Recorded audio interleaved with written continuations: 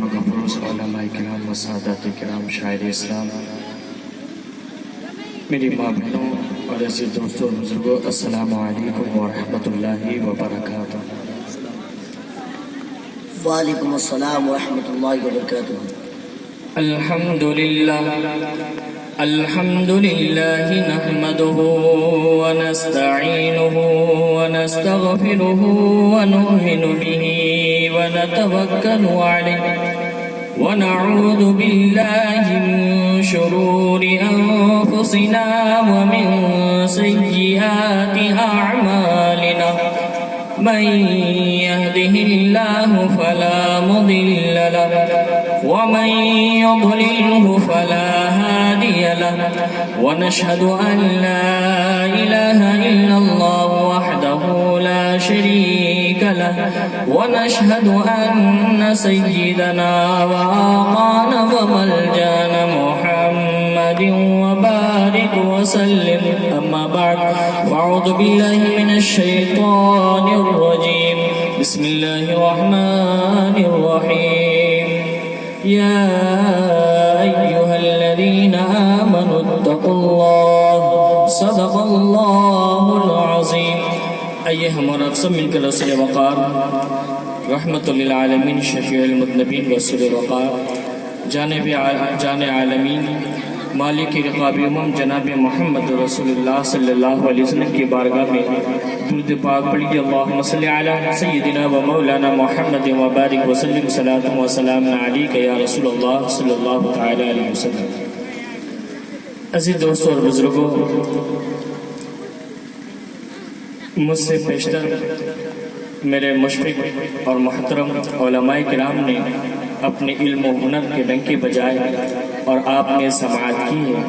اللہ ہم سبوں کو ہمارے علماء کی ہوئی تقریروں پر عمل کرنے کی توفیق عطا فرمائے، آمین۔ بس میں مختصر وقت کے لیے آیا ہوں، میرے بعد اور ایک بڑے مولانا صاحب ہیں، وہ خطاب کریں گے۔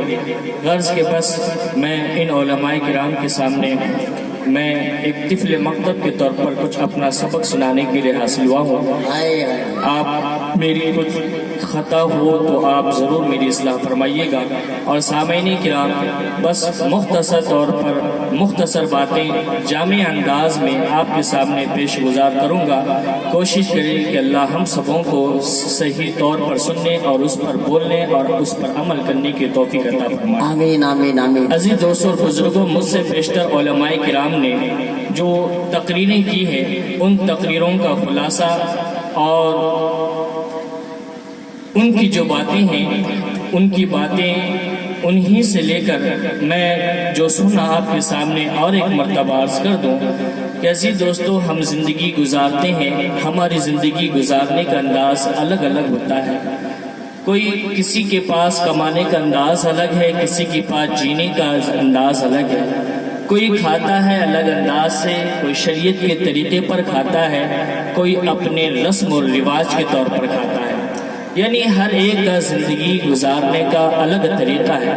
لیکن عزیز دوستو، میرا کہنے کا مقصد یہ ہے کہ اللہ رب العزت قرآن پاک میں ارشاد فرماتا ہے وَإِنَّكَ لَعَلَىٰ خُلُقٍ عَظِيمٍ، کہ اس پر تفسیر خزائن العرفان میں فرماتے ہیں کہ سیدتنا عائشہ صدیقہ رضی اللہ تعالی عنہ سے پوچھا گیا کہ اے ام المومنین، ذرا یہ تو بتاؤ کہ میرے رسول کے اخلاق کیسے تھے، میرے رسول کے کردار کیسے تھے؟ تو حضرت عائشہ صدیقہ رضی اللہ تعالی عنہ ارشاد فرماتی ہے کہ اے لوگو، اگر تمہیں میرے رسول کا خلق دیکھنا ہو، میرے رسول کے اخلاق دیکھنا ہو تو قرآن کو دیکھو۔ قرآن ہی وہ ایسی اخلاق کی کتاب ہے جس کو دیکھیں گے تو میرے رسول کا اخلاق نظر آئے گا۔ میرے رسول کا کردار اگر دیکھنا ہے تو کربلا، میرے رسول کا کردار دیکھنا ہے تو مکے کی وادیوں کو پوچھو، مکے کی کافروں کو پوچھو کہ جو مکے کے کافر کی عورتیں کہتی تھی اے میرے بچوں، اے لوگوں، اگر تمہارے بچے اگر سدھرنا ہے، صحیح راستے پر آنا ہے تو تم محمد عربی کی طرح سیکھو، محمد عربی کی طرح اخلاق سکھاؤ، کیونکہ محمد عربی کے جو اخلاق تھے، محمد عربی کی جو کردار تھے، میرے رسول کا جو کردار تھا، پوری دنیا میں کوئی مثال لا نہیں سکتا، کیونکہ پھیلا ہے۔ نا نا نا، کیا آپ نہیں جانتے کہ عمر بن خطاب کی طاقت کیا تھی، حضرت حیدر کرار کی طاقت کیا تھی، عمر بن عبدالعزیز کی کیا طاقت تھی، خالد بن ولید کی طاقت کیا تھی؟ اگر وہ چاہتے، عمر بن خطاب جو پوری آدھی دنیا پر حکومت کرتے تھے، اگر وہ چاہتے تو اگر ان کے ایک اشارے پر پوری دنیا میں کوئی ہندو نہ ہوتا، پوری دنیا میں کافر نہ ہوتا، لیکن ہمارا اسلام تلوار کی زور سے نہیں پھیلا، اخلاق کی زور سے پھیلا ہے، ادب کی زور سے پھیلا ہے، تربیت کے زور سے پھیلا ہے، اخلاق کے نمو نشاں سے پھیلا ہے۔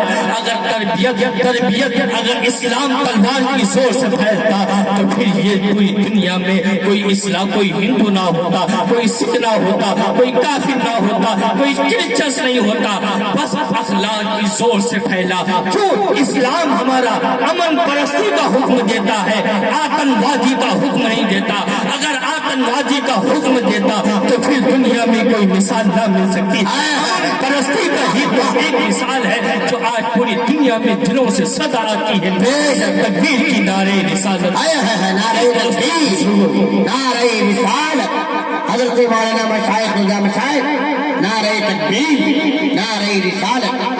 بات تو اے لوگوں، اس محلے والوں، گاؤں والوں، میری ماں بہنوں کو سلام کرتا ہوں کہ جنہوں نے، بعض اوقات ایسا ہوتا ہے کہ مردوں کی کمی، مردوں کا کردار زیادہ ہوتا ہے، لیکن ہمارے بنگال کا حال یہ ہے، بنگال بہار کا، کہ جلسے میں مردوں سے زیادہ عورتیں اپنا تقریر سننے آتی ہیں۔ جی جی حق ہے۔ اے ماں، تمہیں سلام کرتا ہوں، لیکن یاد رکھنا کہ جب اللہ نے تمہارے قدموں کے نیچے جنت تو رکھی ہے، لیکن اس جنت کا صحیح سنبھالنا بھی تمہاری ذمہ داری ہے۔ جی حق ہے بھائی۔ غرض کے عزیز دوستو، میری تقریر کا عنوان جو ہے تربیت، اخلاق، سنسکاریت، ادب ہے، کہ جس کو ہم سنسکاریت بھی کہتے ہیں، ادب کہتے ہیں، اخلاق کہتے ہیں۔ اگر یہ پورا ٹائٹل جو ہوتا ہے یہ ماؤں کے پاس ہوتا ہے، کیونکہ مائیں اگر چاہیں کہ پوری دنیا میں ان کی زندگی میں ہونے والی اولادیں کبھی بگڑ نہیں سکتی اگر ماؤں کا کردار اچھا ہو، ماؤں کا اگر اخلاق اچھا ہو تو پھر کوئی بچہ، کوئی شوہر، کوئی اس کا بھائی کبھی غلط کا شکار نہیں ہو سکتا۔ کیوں؟ اس لیے کہ ماں کی کوکھ میں جنم لینے والا، پلنے والا بچہ اگر ماں کی سنسکاریت صحیح ہو، ماں کے اخلاق صحیح ہو تو اس کی کوکھ میں جنم لینے والا بچہ کبھی بگڑ سکتا ہے۔ اور ماں اگر صحیح ہو، اخلاق صحیح ہو تو پھر ایک عورت اگر اچھا ہو، اچھی ہو، برائیوں سے دور ہو تو پھر وہ کبھی بھی اس کا بھائی بربادی کی طرف نہیں جا سکتا۔ ایک بیوی اگر صحیح راستے پر ہو تو اس کا شوہر برائیوں کے ڈب پر نہیں جا سکتا۔ کیوں؟ اس لیے کہ آپ نے ٹیپو سلطان کا نام سنا ہو، جو ہندوستان کا بادشاہ میسور کا ٹیپو سلطان ہے، جس کی آواز پر، جس کی تلوار کی دھار پر انگریز لوگ اپنے قدم کو ہندوستان پر رکھنا اپنی موت کو دعوت دینے کے برابر سمجھتا ہے۔ ٹیپو سلطان کو کون نہیں پہچانتا؟ ہر کوئی پہچانتا،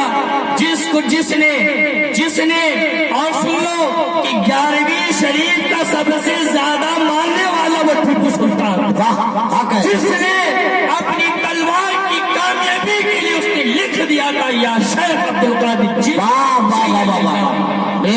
جس نے یہ انداز لکھ دیا تھا۔ ہم 11ویں یوں مناتے ہیں، ہم غوث پاک کے جلسے یوں کرتے ہیں، نام کے لیے آتے ہیں اور پھر کام کر کے چلے جاتے ہیں۔ نا نا نا، ہمارے اسلافوں نے، ہمارے ماؤں نے، ہمارے باپوں نے جو 11ویں منائی ہے، آج کی دھرتی پر کوئی منا ہی نہیں سکتا۔ منائے نہیں، کوئی نہیں مناتے، بلکہ نہیں مناتے ماننے والے، اور 11ویں ماننے والے کرتی بھی غوث پاک کی میلاد، جلسے، جلوس سب کرتے ہیں، لیکن ہمیں بعض اوقات یہ افسوس بھی ہوتا ہے کہ جس 11ویں غوث پاک کی بات کو ہم مانتے ہیں، ان کا 11ویں کھاتے ہیں، جلسہ کرتے ہیں، ہم ان کی باتوں کا عمل کیوں نہیں کرتے؟ ہم ان کی باتوں کو ایکسپٹ کیوں نہیں کرتے؟ ٹیپو سلطان کا نام نے سنا ہوا کہ جب انگریزوں نے ابھی ہندوستان پر قبضہ نہیں کیا. کیوں؟ اس لیے کہ ٹیپو سلطان اس ہندوستان کی دھرتی پر اس کا قدم تھا کہ انہوں نے کہنے کے بعد انگریزوں نے کہا کہ ٹیپو تم ہمارے پاس آؤ، ہمارے دیش پہ آؤ، ہم آپ سے کچھ بات کرنا چاہتے ہیں. غور سے سننا عزیز دوستو، میں زیادہ وقت نہیں لوں گا. تو انہوں نے کہا، انگریزوں نے کہا کہ ٹھیک ہے ہم آئیں گے. لوگوں نے آنے کے بعد کہا کہ ٹیپو سلطان تو ہندوستان کا بڑا بادشاہ ہے، اگر تو یہاں سے چلے جائے گا، اگر انگریز لوگ دھوکہ دے دیں گے تو پھر ہمارے ہندوستان کو یہ انگریز لوگ قبضہ کر لیں گے. آپ مت جائیے، آپ کے بھائی کو بھیج دیجیے. بس اتنا کہنا تھا. ٹیپو سلطان اپنے بھائی کو کہا کہ بھائی سن، اس دیش کا معاملہ ہے، اپنے ملک کا معاملہ ہے، ملک کا سودا کبھی مت کرنا، ملک کا غدار کبھی مت ہونا. اتنا کہنے کے بعد جب انہوں نے کہا، بھائی نے گئے. دوسرے دیش جانے کے بعد انگریزوں سے بات کی، جو معاہدہ ہونا تھا وہ معاہدہ ہوا. ہونے کے بعد اب اس کے بعد جب تھوڑے دن لیٹ ہو جاتا ہے تو دنیا والے جو منتری، وزیر، جو سپاہی لوگ اور لوگ جو دوسرے عوام لوگ کی وہ بھاگتے ہوئے آتے ہیں، کہتے ہیں کہ ٹیپو سلطان تیرا بھائی غدار ہو چکا، تیرا بھائی ابھی تک نہیں آیا، تیرا بھائی ملک کا سودا کر چکا ہے، انگریزوں کے ہاتھ ملا لیا ہے. اے ٹیپو سلطان تیرا بھائی غدار ہو چکا. اب اتنا سنا تھا. ٹیپو سلطان نے جوش میں اٹھنے کے بعد اپنے ماؤں کے پاس آئے. غور کرنا کہ اس کا بھائی برباد ہوا، اس کا بھائی ملک کا غدار ہوا لوگوں کے کہنے کی وجہ سے. تو ٹیپو سلطان کو چاہیے تھا کہ اپنے بھائی کے پاس جائے، اس دیش پہ جائے. انہوں نے اپنے ماں کے پاس کیوں گیا؟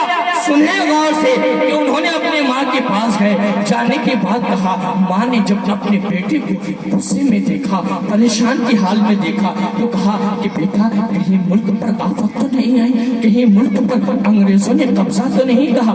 بیٹے نے کہا کہ ماں تو نے کیسے بیٹے کو پالا، کہ تو نے کیسے بیٹے کو پالا جس نے ملک کا سودا کیا، جو ملک کا غدار نکلا.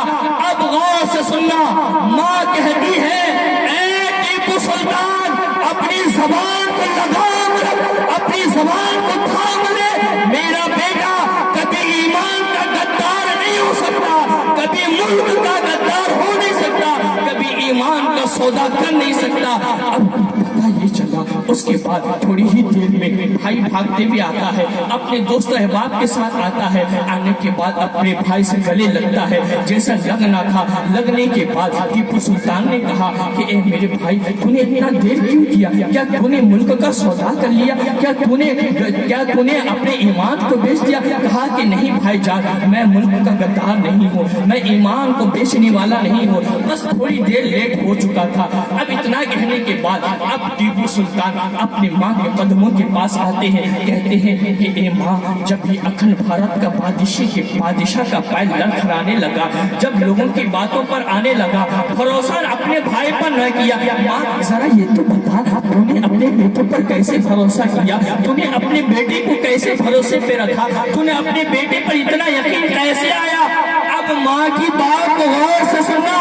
ماں کہتی ہے کہ بیٹا سن لے، میرا بیٹا کبھی ملک کا غدار ہو نہیں سکتا اور میرا بیٹا کبھی اپنے ایمان کو بیچ نہیں سکتا، کیونکہ جب بھی میں اپنے بیٹے کو دودھ پلاتی تھی تو بے وضو نہیں بلکہ باوضو.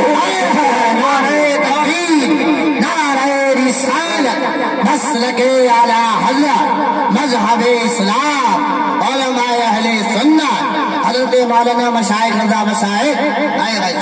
میں اپنے بیٹے کو بے وضو نہیں بلکہ باوضو ہو کر، اور اتنا ہی نہیں بلکہ میرے آمینہ کے لال عبداللہ کے لخت جگر، کائنات کی عالمین رسول اعظم صلی اللہ علیہ وسلم پر دھلے پاک پڑتی ہوئی بھوجا.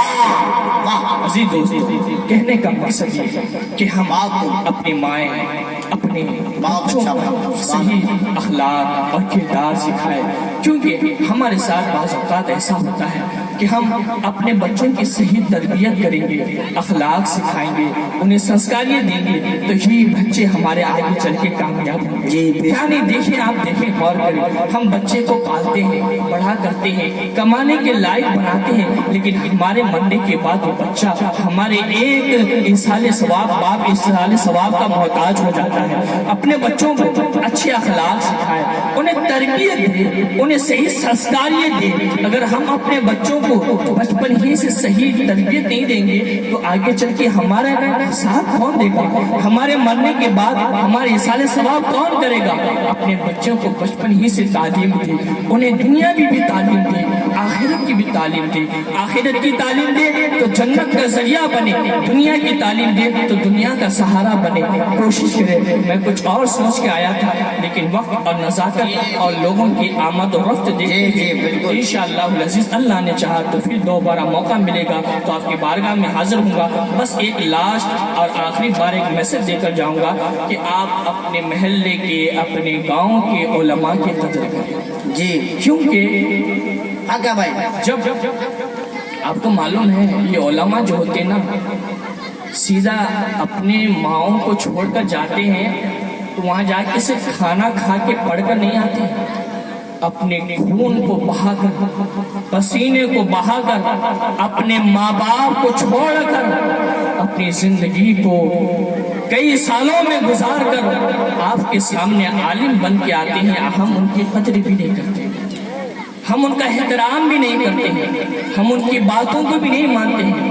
عزیز دوستو، آپ کو معلوم ہے کہ جو ہماری کھیتوں میں جو پانی آتا ہے یہی علماء کی بدولت آتی ہے۔ جو آج ہمارے کھیتوں میں ہمارے ہریالی بنتی ہے، آج ہم سکون اور چین کی نیند سو رہے ہیں تو یہ علماء فجر کی نماز میں جو دعا کرتے ہیں کہ مولا میری پوری امت کو، پورے محلے والوں کو بخش دے، ان کی بخشش کی وجہ سے اللہ کی زندگی کی سکون کی زندگی۔ ہم علماء کی قدر نہیں کریں گے نا تو ٹھوکریں کھائیں گے۔ جو قوم جو محلے والے جس قوم علماء کی عزت نہیں کرتی ہے وہ قوم اور اس محلوں پر اللہ عذاب نازل فرماتا ہے۔ اللہ اکبر۔ اے لوگوں، عزیز دوستو، علماء کی قدر کرے، عزت و احترام کرے، لیکن ان کا خیال کرے، ان کی باتوں کو مانے، ایکسپٹ کرے، غرض کے اللہ رب العزت ہم سبوں کو ایمان و عافیت سلامت کی زندگی عطا فرمائے۔ وآخر دعوانا الحمدللہ رب العالمین، السلام علیکم ورحمۃ اللہ وبرکاتہ۔ سبحان اللہ، سبحان اللہ، ماشاء اللہ۔